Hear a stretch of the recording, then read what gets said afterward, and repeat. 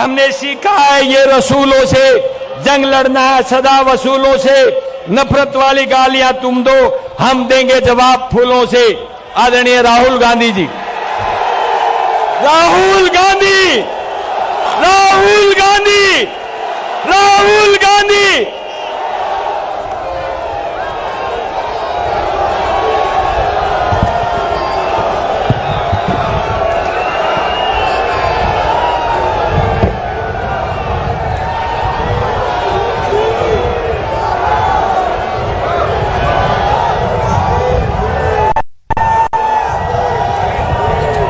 खारगे जी, केसी वेणुगोपाल जी, शक्ति सिंह जी, उदयबान जी, भूपिंदर हुड्डा जी, कुमारी सैलजा जी, रणदीप सुरजेवाला जी, दीपेंद्र हुड्डा जी, Digvijay Singh ji, DK Shiv Kumar ji, Narayan Swami ji, stage पे Congress party के सब वरिष्ठ नेता, हमारे प्यारे कार्यकर्ता,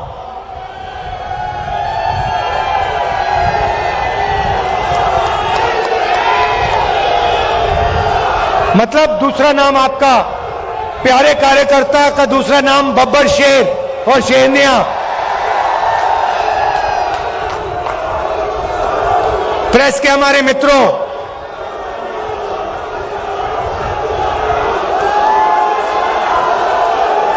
भाई और बहनों, आप सबका यहां बहुत बहुत स्वागत, नमस्कार।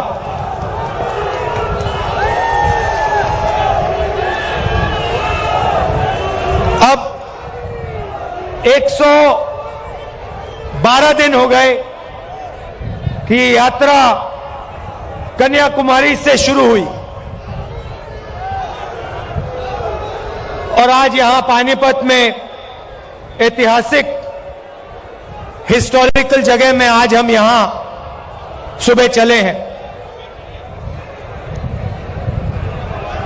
आपने इतना प्यार दिया, बहुत जबरदस्त स्वागत किया आपने, और आप हजारों लोग हमारे साथ चले, इसके लिए मैं आपको दिल से धन्यवाद करना चाहता हूं।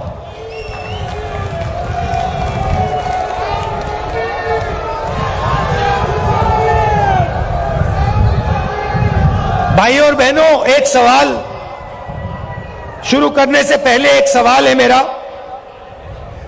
हिंदुस्तान की आबादी कितनी है? कितनी आबादी है? सुनाई नहीं दे रहा। कितने लोग रहते हैं देश में?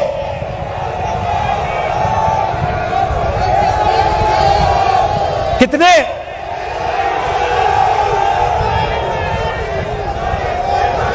140 क्या? 140 करोड़। अच्छा, एक बात बताइए, ये स्टेज पे कितने लोग बैठे हैं? 100, तकरीबन 100 लोग हैं ना। अब मैं आपको थोड़ा सा देश की जो आर्थिक स्थिति है उसके बारे में बताना चाहता हूं। देश की आबादी 140 करोड़ रुपए, 140 करोड़ लोग, ठीक है? पहला नंबर याद रखिए, 140 करोड़। अच्छी तरह सुनो। अब दूसरा नंबर याद रखिए, 100। अब मजे की बात सुनिए, हिंदुस्तान में, नहीं शांत हो जाइए क्योंकि मैं गहरी बात बोल रहा हूं। देखिए, स्टेज पे 100 लोग, देश में 140 करोड़ लोग।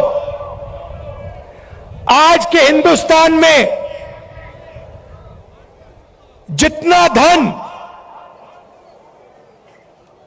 धन आधे हिंदुस्तान के हाथ में है, उतना धन हिंदुस्तान के सबसे अमीर 100 लोगों के हाथ में है।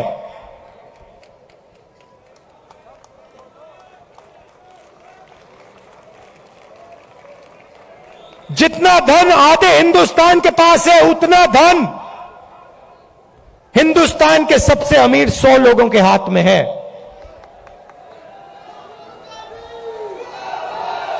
क्या यह आपको सही लगता है?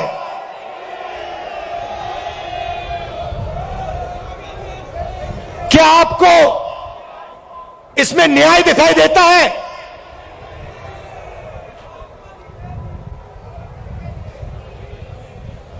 दूसरा आंकड़ा देता हूं। हिंदुस्तान की अगर आप सारी की सारी कंपनियों का मुनाफा देखें, सारी की सारी कॉरपोरेट कंपनियों का मुनाफा देखें, तो 90% मुनाफा सिर्फ 20 कंपनियों के हाथ में है।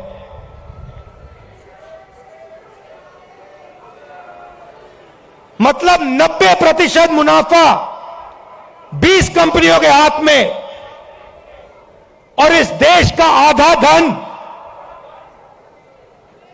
100 लोगों के हाथ में।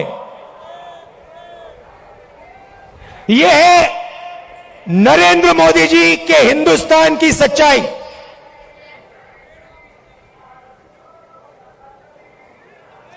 दो हिंदुस्तान बन गए हैं। एक किसान, मजदूर, छोटे दुकानदार, बेरोजगार युवा, इनका, इसमें करोड़ों लोग रहते हैं।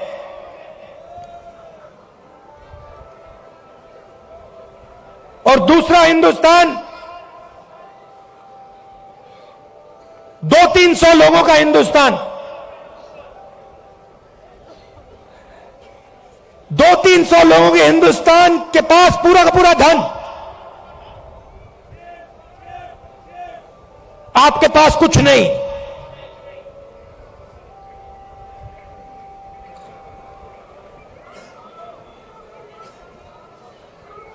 आपके पास ये पानीपत में जो हवा है, जिसमें आप सांस नहीं ले सकते, वो है आपके पास।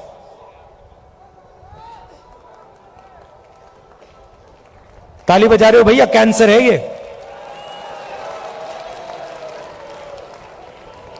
आपको भी हो रहा है, सबको हो रहा है।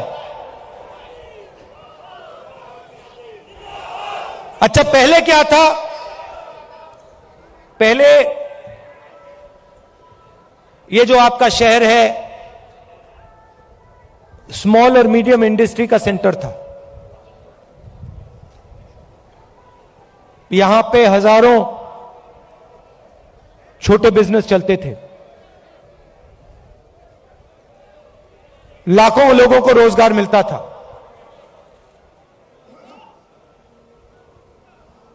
और फिर नरेंद्र मोदी जी ने नोटबंदी की, गलत जीएसटी लागू की,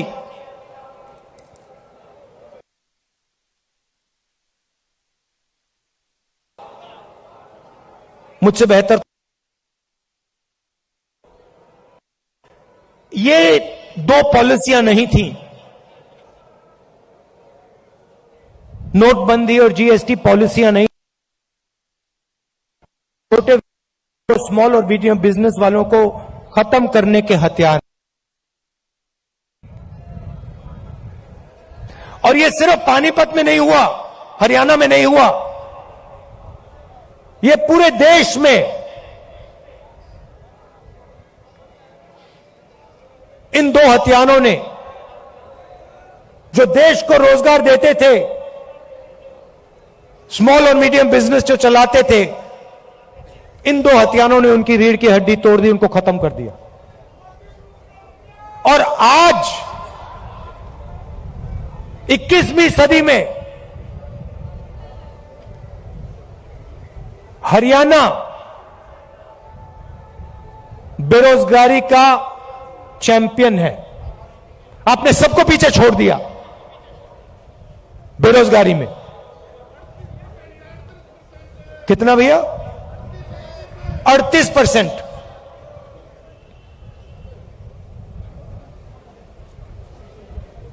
खुशी की बात नहीं।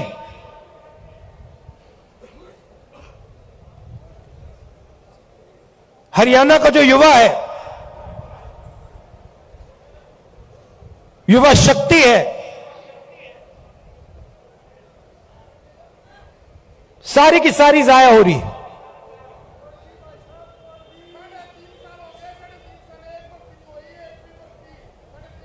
अच्छा भैया, 3.5 साल हो गई, एक भर्ती नहीं हुई। मुझे पहले अग्निवीर के बारे में बताओ। ये अग्निवीर योजना मुझे पहले समझा दो, ये है क्या? भर्ती की बात करनी है तो अग्निवीर की बात करो।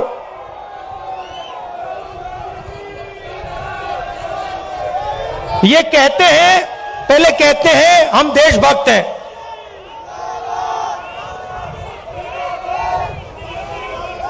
कहते हैं, बीजेपी वाले लोग कहते हैं हम देशभक्त हैं।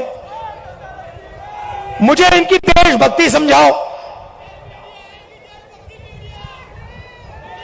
हिंदुस्तान में लाखों लोग, हाँ लाखों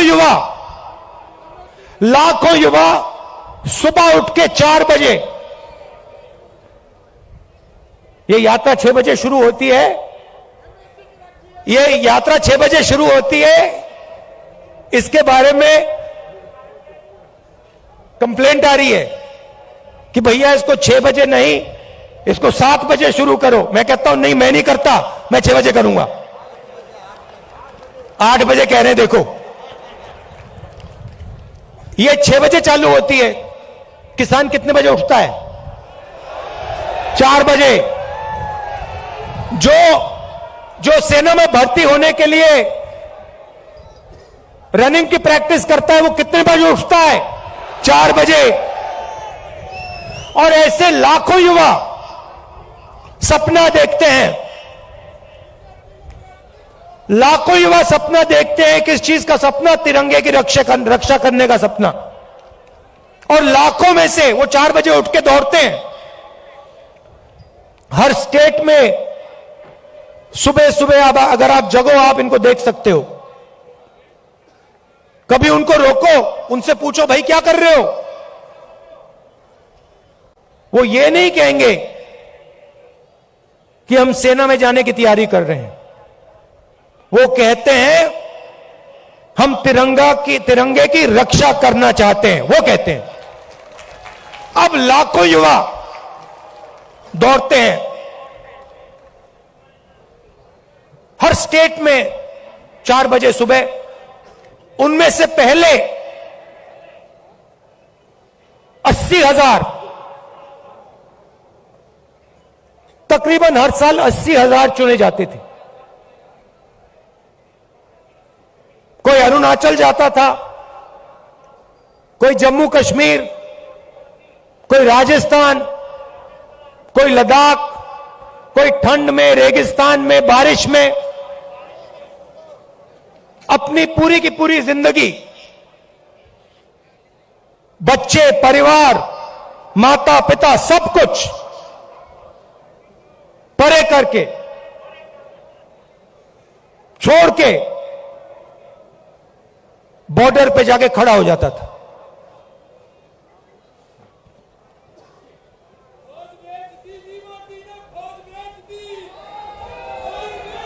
नहीं, सुनो, बात सुनो। वो बॉर्डर पे खड़े होते थे, वहां पे तूफान आ जाए, बर्फ गिर जाए, गोली लग जाए, बम फट जाए, कुछ नहीं।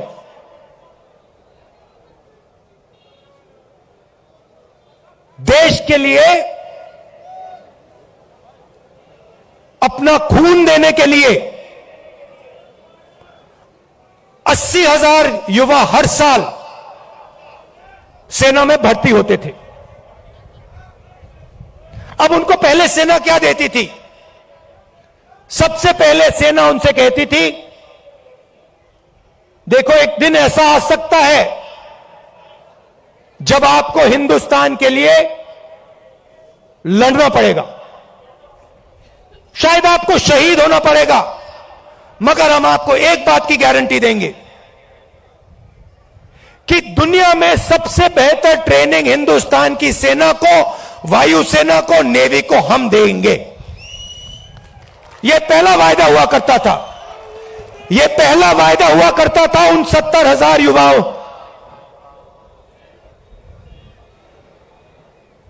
आर्मी कहती थी, हिंदुस्तान की सरकार कहती थी, तुम्हें हम बिना ट्रेनिंग दुश्मन के सामने कभी नहीं खड़ा होने देंगे, क्योंकि हम तुमसे प्यार करते हैं, हम तुम्हारा आदर करते हैं, हम तुम्हारे खून की रक्षा करना चाहते हैं। बिना ट्रेनिंग हम आपको कभी नहीं भेजेंगे, मर जाएंगे मगर नहीं भेजेंगे। पहला वायदा। दूसरा वायदा, 15 साल आपको सर्विस मिलेगी, 15 साल आपको सर्विस मिलेगी।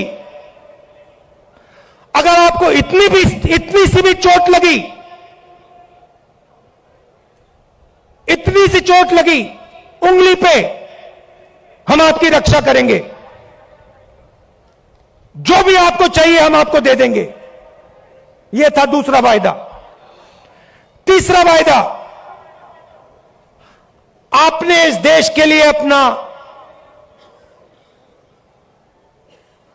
पूरी जिंदगी दे दी, पूरी की पूरी आपने जिंदगी दी, आपने अपने बच्चे दे दिए, माता पिता दे दिए, परिवार दे दिया, अपने सारे के सारे सपने दे दिए इस तिरंगे को रक्षा करने के लिए। ठीक है, हम आपको पेंशन देंगे, और जब आप गांव में वापस जाओगे, जब आप गांव में वापस जाओगे, तो हम आपको एक्स सर्विसमैन का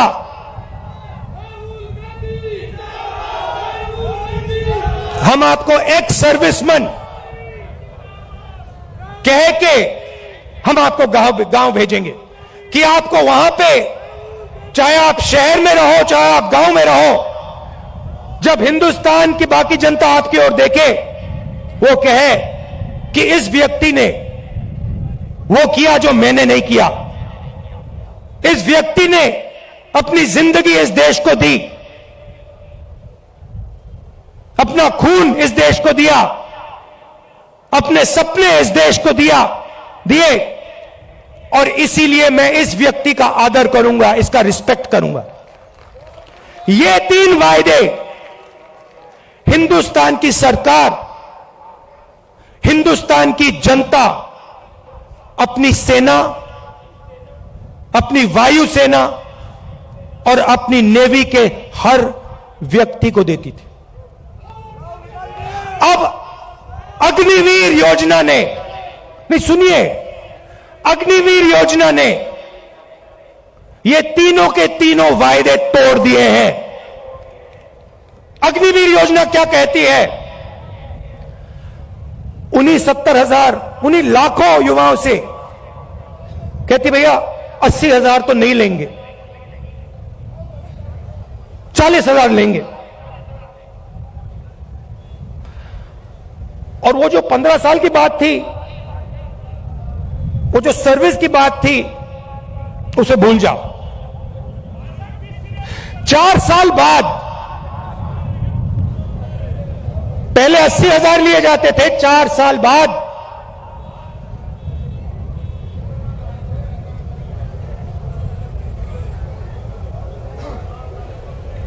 4 साल बाद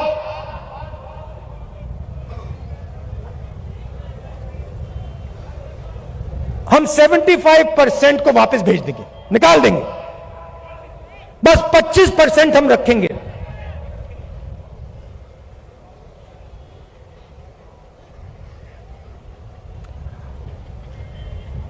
% को हम रखेंगे, बाकी को हम छोड़ देंगे। आप लोग जाइए,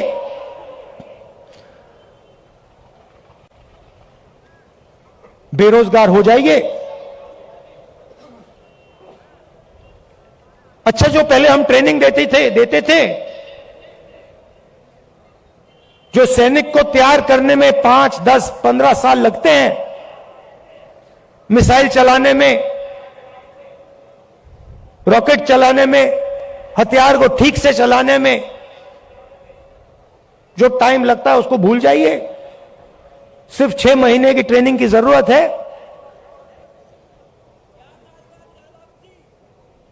4 साल बाद घर वापसी। तो ये वायदे नरेंद्र मोदी जी ने और बीजेपी ने तोड़े हैं। जब मैं ये बात उठाता हूं तो कहते हैं मैं सेना के विरोध बात कर रहा हूं। मैंने बोला था, प्रेस के मित्र हैं, ये भी उनकी बात करते हैं कि देखो भैया, समझ गए आप, मैं सेना की बात उठा रहा हूं। मैं कह रहा हूं कि 15 साल आप सर्विस देते थे, 80,000 युवाओं को देते थे,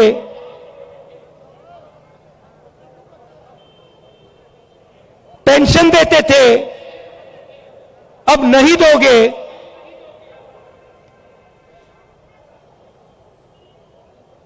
पहले ट्रेनिंग देते थे, सालों के लिए ट्रेनिंग देते थे, अब 6 महीने की ट्रेनिंग दोगे। अग्निवीर योजना वो लाए और मैं सेना के खिलाफ बात कर रहा हूं। मैं सेना की रक्षा कर रहा हूं, मैं सेना का आदर कर रहा हूं।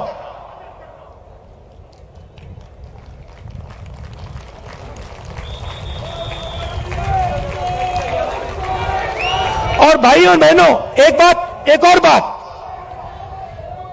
जब वो युवा सड़क पे दौड़ते हैं, लाखों दौड़े, जब उन्होंने सरकार से कहा, सरकार से कि भैया ये अग्निवीर योजना हमें अच्छी नहीं लगी, हम आर्मी में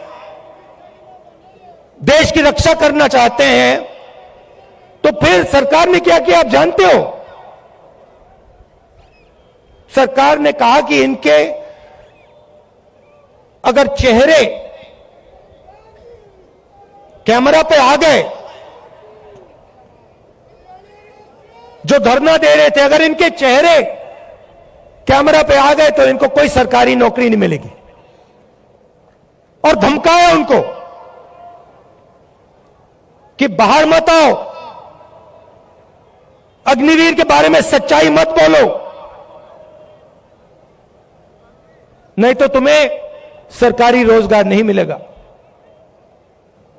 मैं चला हूं, 3000 किलोमीटर चला हूं, वो सारे के सारे युवा मुझसे मिल रहे हैं, सारे के सारे कह रहे हैं कि हमारा सपना तोड़ दिया, हमारा भविष्य बर्बाद कर दिया। छुपाई नहीं जा सकती बात। हरियाणा 10%, सेना को 10% हरियाणा लोग देते हैं, आप देते हो। हरियाणा का हर युवा जानता है, अग्निवीर का मतलब हर युवा जानता है, हर सैनिक जानता है।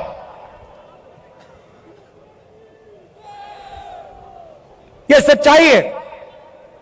अच्छा, अग्निवीर को छोड़िए, रोजगार के 2-3 और रास्ते हैं।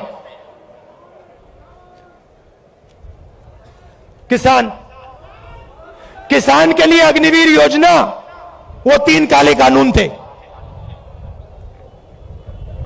जो सेना के लिए अग्निवीर है, वो किसानों के 3 कानून थे। सारे के सारे किसान खड़े हो गए,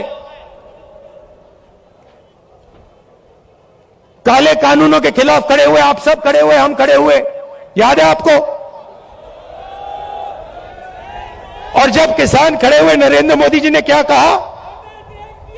गलती हो गई, मुझसे गलती हो गई, नरेंद्र मोदी जी कहते हैं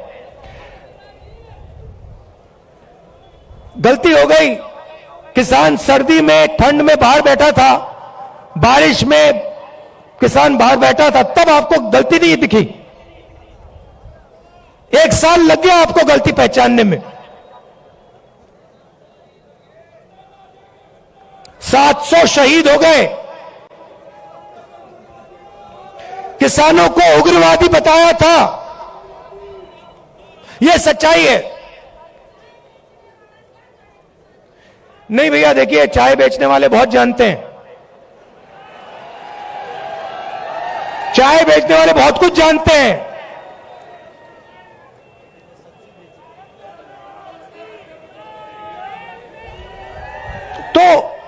तो देखिए, फिर कहते हैं बीजेपी वाले लोग कहते हैं, मैं आपको बताता हूं, देखिए बीजेपी वाले लोग कहते हैं कि देखिए ये जो यात्रा है इसका क्या फायदा है। ये यात्रा कन्याकुमारी से कश्मीर क्यों चला जा रहा है।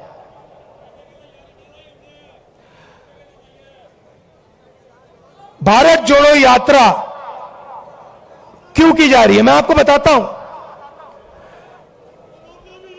क्योंकि इन्होंने पूरे देश में डर और नफरत फैलाने का काम किया है। जहां भी ये जाते हैं, चाहे वो नोटबंदी हो, गलत जीएसटी हो, इनकी सब योजनाएं डर फैलाती हैं। डर फैलाते हैं और फिर उस डर को नफरत में बदल देते हैं। तो सबसे पहले भारत जोड़ो यात्रा ने इस नफरत के खिलाफ, डर के खिलाफ एक दूसरा रास्ता दिखाया है। इस यात्रा में कोई नफरत नहीं है, आपको नहीं दिखेगी, ढूंढ लो। यहां पे सब हिंदुस्तानी चल रहे हैं, हिंदू, मुस्लिम, सिख, ईसाई, सब, हर जात के लोग, हर धर्म के लोग, हर भाषा बोलने वाले लोग एक साथ चल रहे हैं, प्यार से चल रहे हैं, मोहब्बत से चल रहे हैं। कोई गलत बात नहीं बोल रहा है। कोई गिरता है तो कोई सवाल नहीं पूछता, भैया तुम्हारा धर्म क्या है, तुम्हारी जात क्या है, ना, एकदम उठा देते हैं, मदद करते हैं। सारे रास्ते में, हर स्टेट में जब हमारे लोगों को चोट लगती है, कोई ना कोई उनकी मदद करता है। आम जनता खाना देती है, पानी देती है, मदद करती है। ऐसा हिंदुस्तान हमें चाहिए। मैंने बोला, उन्होंने पूछा क्या कर रहे हो, आपके नफरत के बाजार में मोहब्बत की दुकान खोल रहा हूं।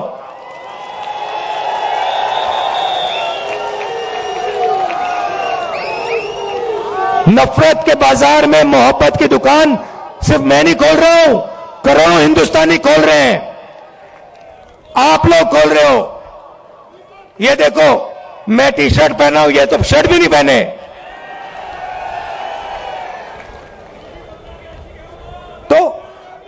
तो इस यात्रा ने नफरत को मिटाने का काम किया है। मेरे पास कुछ दिन पहले एक आदमी आए मेरे साथ, चले, कहते हैं राहुल जी मैं आपको कुछ कहना चाहता हूं। मैंने कहा क्या? कहता है मेरे भाई के साथ मेरी लड़ाई थी, सालों उससे मैंने बात नहीं की, आपकी यात्रा आई, मैंने कहा क्यों ना मैं अपने भाई से बात करूं। और मैंने अपने भाई को फोन लगाया और मैंने कहा भाई अब मैं तुमसे लड़ना नहीं चाहता हूं,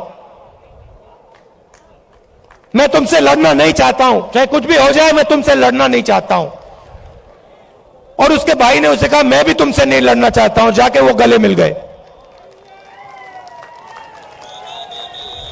और ये पूरी यात्रा में हो रहा है।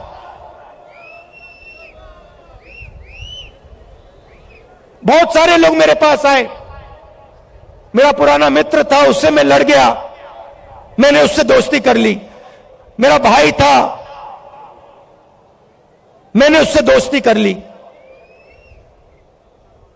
तो सचमुच में ये यात्रा भारत को जोड़ने का काम कर रही। वो मीडिया नहीं दिखाती भैया, भैया कैसे दिखाएंगे बेचारे। भैया एक बात बताओ, भैया एक बात बताओ, आप देखो, आप समझो बात। आप कभी घोड़े पे बैठे हो ना, घोड़े पे लगाम होती है ना, अगर आप लगाम को इधर करोगे तो उधर जाएगा ना वो, अगर उधर करोगे उधर जाएगा ना वो। लगाम लगी हुई है भाई, वो कभी इधर खींचे वो उधर भाग जाते हैं, कभी उधर खींचे उधर भाग जाते हैं। मगर एक बात है, घोड़े के ऊपर मोदी जी की फोटो जरूर दिखेगी, वो तो दिखेगी। तो भैया अब बेचारे के ऊपर लगाम लगा हुआ है, वो क्या करें, उनकी गलती नहीं है, इनको भी जीना है, खाना खाना है, बच्चों की देखभाल करनी है, करनी तो है ना, सही बात है। तो ये देखो, ये मुस्कुरा रहे हैं, देखो ये मुस्कुरा रहे हैं, कह रहे हैं हाँ भैया बात सही, भैया को कह रहे हैं, देखो बोल रहे हैं हाँ बात तो सही की। तो हम समझते हैं कि आपके ऊपर आपके लगाम लगा रखी है, और हम जानते हैं कि हम जानते हैं कि आप सच्चाई को पहचानते हो, सच्चाई बोलना चाहते हो, मगर मुश्किल है, चलता है, हो जाएगा काम।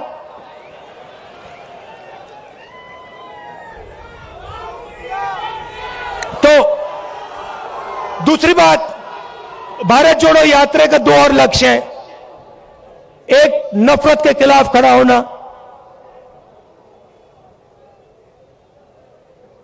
एक हिंदुस्तानी को दूसरे हिंदुस्तानी से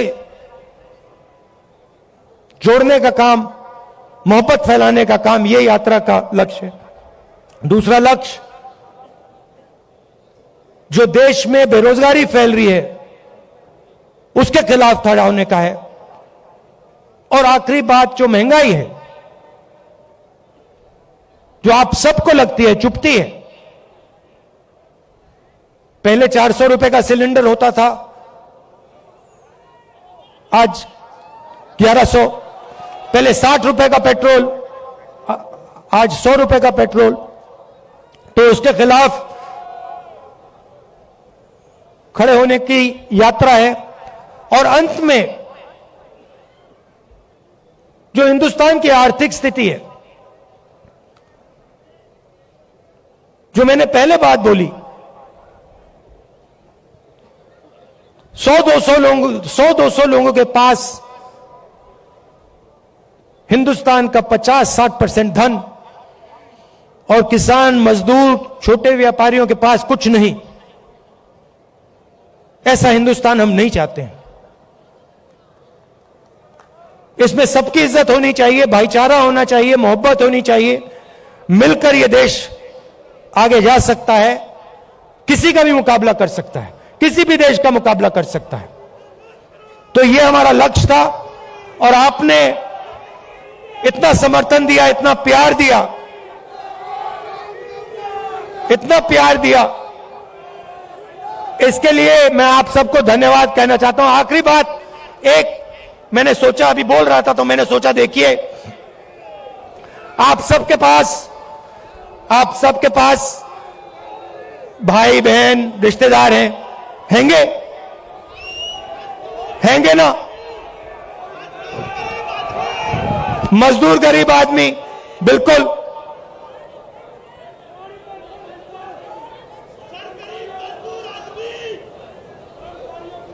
उस गरीब मजदूर आदमी के बारे में, उसके बारे में बोलूं, न्याय योजना का नाम सुना आपने? 2019 में हम एक योजना लाना चाहते थे, न्याय योजना। हर गरीब व्यक्ति के बैंक अकाउंट में 72,000 रुपए साल के सीधा बैंक अकाउंट में, गरीब मजदूरों के बैंक अकाउंट में, गरीब किसानों के बैंक अकाउंट में, सबके बैंक अकाउंट में। तो अगर हमारी सरकार आएगी तो हम ये योजना लाएंगे। हां, तो आप सबका दिल से धन्यवाद करना चाहता हूं। और देखिए, जैसे वो व्यक्ति मेरे पास आया था, उसने कहा था मुझे कि मैंने अपने भाई से फिर से रिश्ता बना दिया। आपके भाई हैं, कभी कभी लड़ाई हो जाती है, रिश्तेदारों से लड़ाई हो जाती है, दोस्तों से लड़ाई हो जाती है। आप जाके उनको फोन कीजिए, उनसे कहिए आप भी हिंदुस्तानी हो, मैं भी हिंदुस्तानी हूं, आप मेरे भाई हो, मैं आपसे लड़ना नहीं चाहता हूं, लड़ाई बंद कीजिए। बहुत बहुत धन्यवाद। जय हिंद।